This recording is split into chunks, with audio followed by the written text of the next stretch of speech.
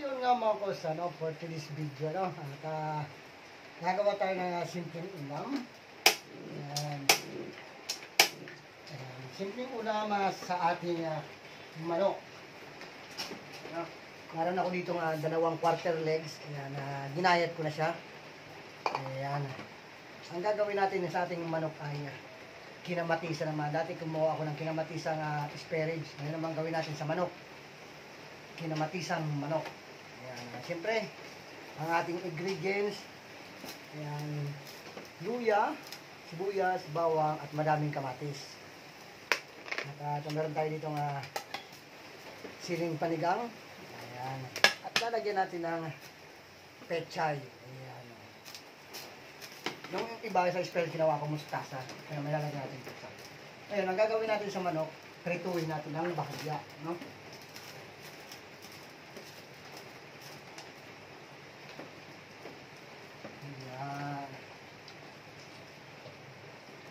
Kumbaga, papupula-pulayin lang natin yung manok. Papatayin lang natin hika nga yung dugo ng manok.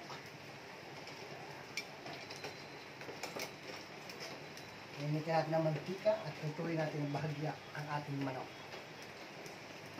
So, hanaban tayo nagpapait ng mantika. Ayan, shout out muna tayo ng mabilisan. Ayan, shout out sa aking kaibigan, isang co-founder ng Team Lab, at mukhang nagtatampo din at hindi daw siya na-shoutout. Ayan, baka naman magpakasakalit, ma-shoutout na kita, alam mo na yung gagawin. Ayan, shoutout sa'yo, GG Wars or Tikangkang, at sa aming tawagan namin na Bornik. Ayan, shoutout sa'yo. Bahala ka na.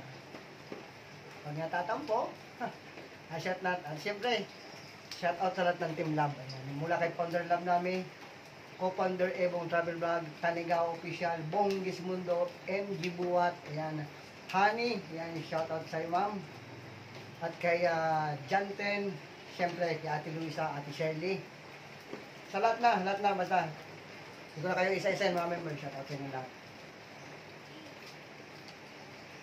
Prituin natin ang bahagi ang ating chicken.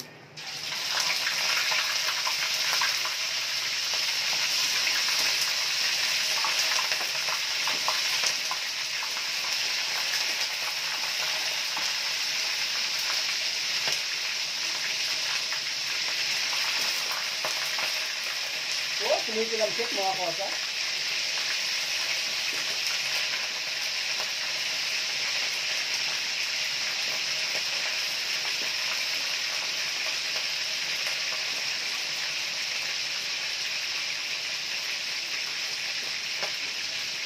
Gawin nyo ko mga kosa sa manok, no?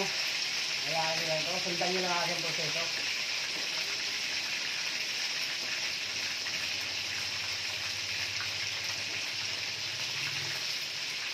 Pag medyo brown na, hanguin nyo.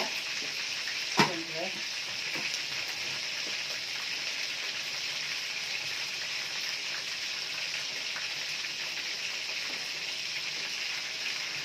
At sa mga bago ng Team Lab, ayan, shout out sa inyo. Happy 26 months na rin sa ating lahat Team Lab. Ayan, ganyan na, pag ganyan ang kulay. Balik na rin yung mga kosa. Para yung kabila naman maluto.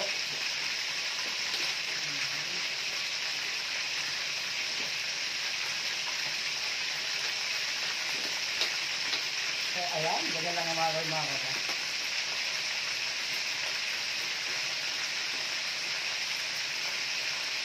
Dito lang sit, mga update. Naman ang ating mukha.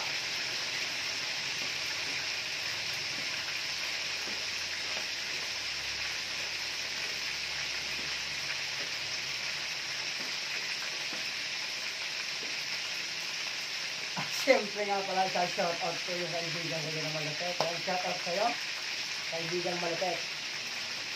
Alam mo na kung sino ka. Shoutout sa'yo.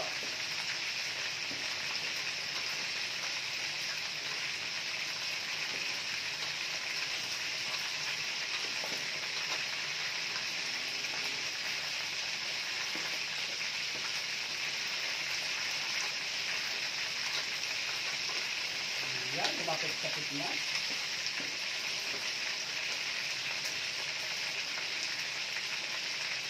Ayan, pag ganyan na medyo brown ang mga kota, hanguin nyo, pwede na yung hanguin, no?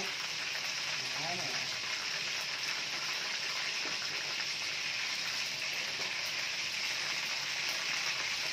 Kung baga pinakailangan natin yung dugo ng manok.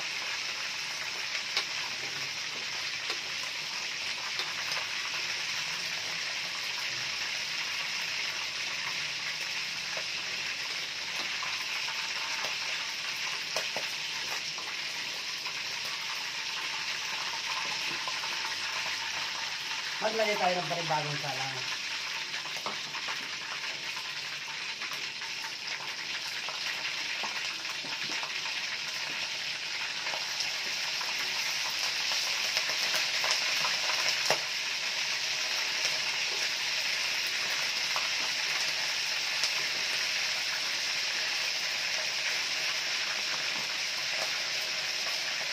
Ganyan ang gagawin yung mga kusa, no? So, ito na mga kusa ang ating pinagpritong manok. Ayan, pinag-brown lang natin ng konti ng bahagya. Ayan, sa pinagprituan natin, dito na rin tayo magigisa. No? Unahin natin ang luya.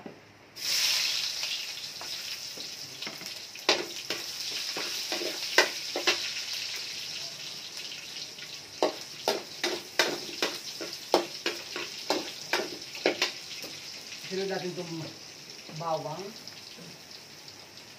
Sundan nyo lang mga sa proseso, makagawa na kayo ng simpleng ulam sa luto ng manok.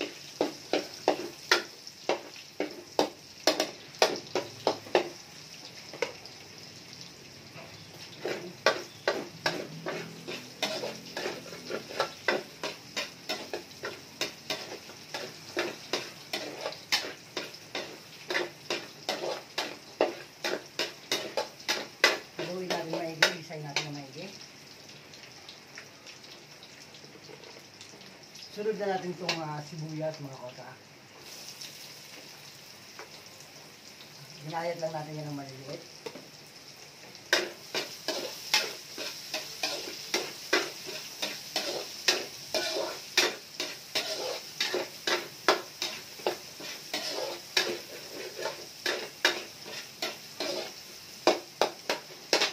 At shoutout muli sa lahat ng team Kabalikat. Shoutout sa iyo. Yan, sa bahongan ni Nak Lindbert, yan, Nak Helbert, ayan, Aksenet, yan, shoutout, Minchi, ayan, Bro Manuel, ayan, Taysini, Panda, shoutout sa inyo.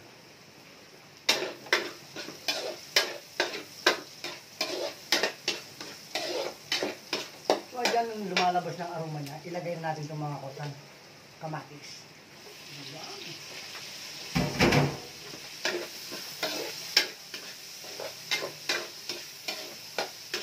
Mas madaming kamatis, mas masarap mga kosa.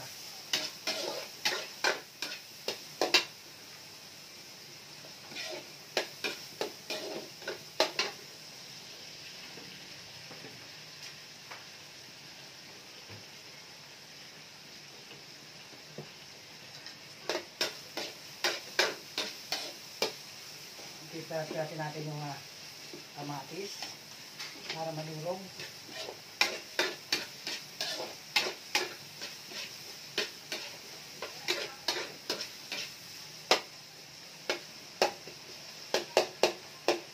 Siyak, mapapadami ang kanin mo dito mga kasa. Pag ganito ang ginawa mo sa manok. Huwag puro tinula. Lalagyan din natin ito ng sabaw. Ika na. Ayan. Pag ganyan durog na mga kasa, ilagay nyo na itong manok. Iprenito natin kanina. Ilagay na natin. Ayan. Yung mga kasa. Wow! Ganyan na mga kasa. Halot na yung kamatis. Saka natin ngayon titimplahan, no? Siyempre, di mawawala ang ating bechin. Pangunahin ko yan. Paminta.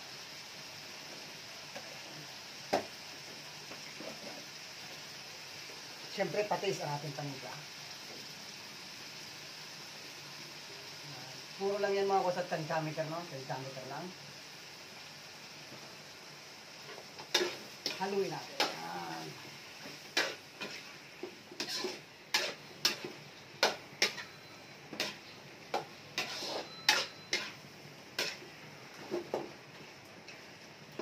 Kumuha tayo malinis sa tubig mula sa nawasa.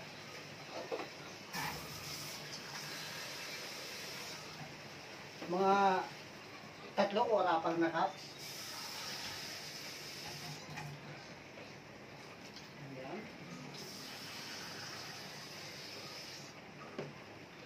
Tatlo.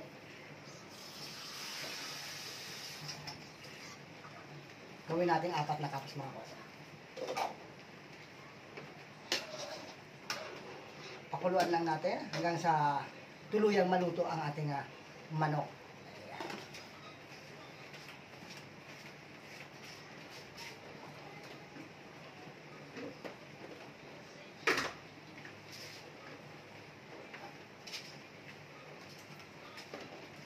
Tapos mag-a-add ako mga kosa ng kalahating chicken cubes. No?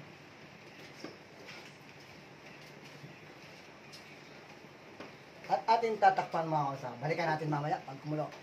Abang-abang mga kosa. So check na natin mga kosa. Ayan. At ang ating matimplahan na. No?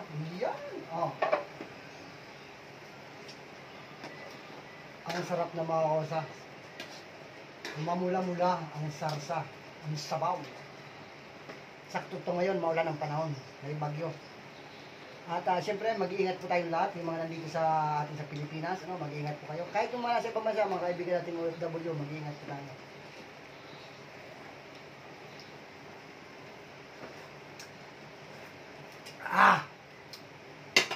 Medyo matabang ng konti.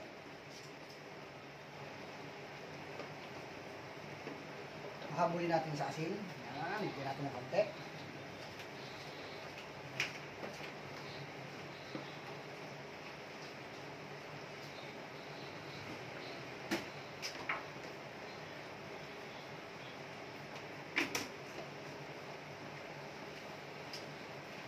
Ang ating pambalanse, kaunting asukal.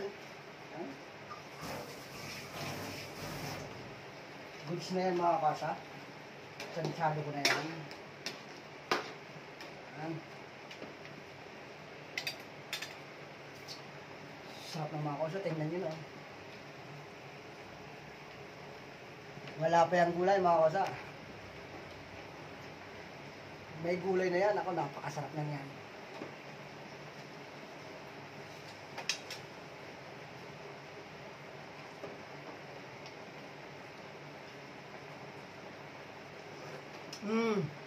Ayos.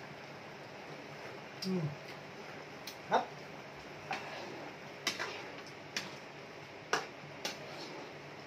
Yan. Ilalagay na natin itong pechay mga kasa. Bumili akong 2 taling pechay. Pechay dito sa amin, tig 15 pesos na. Isang tali, dating tig 10 lang. Mahal na.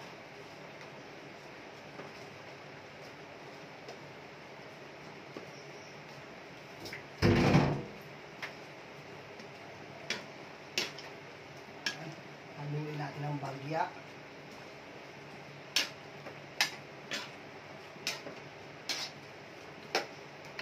Kung wala naman kayong pechay, kahit anong kulay berde na dahon kangkong, talbos ng kamote, o anong mga dahon na gusto nyo ilagay na gulay. Mustasa, pwede din. Yan. Ilalagay na natin itong siling panigang. Yan. Ayan mga konsa, oh. Diba? Sarap-sarap na yan. Yan. Ating mga muling tatakpan. Silipin natin pag malapit na siyang maluto.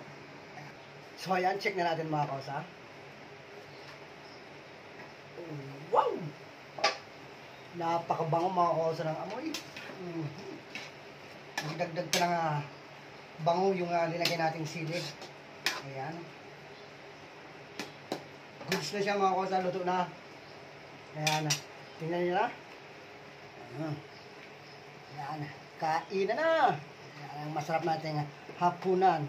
Ayan, sa mga nanonood ng aking upload video, maraming salamat sa mga sumusuporta. Sa mga bago kong subscriber, thank you so much sa inyong lahat. Ano po?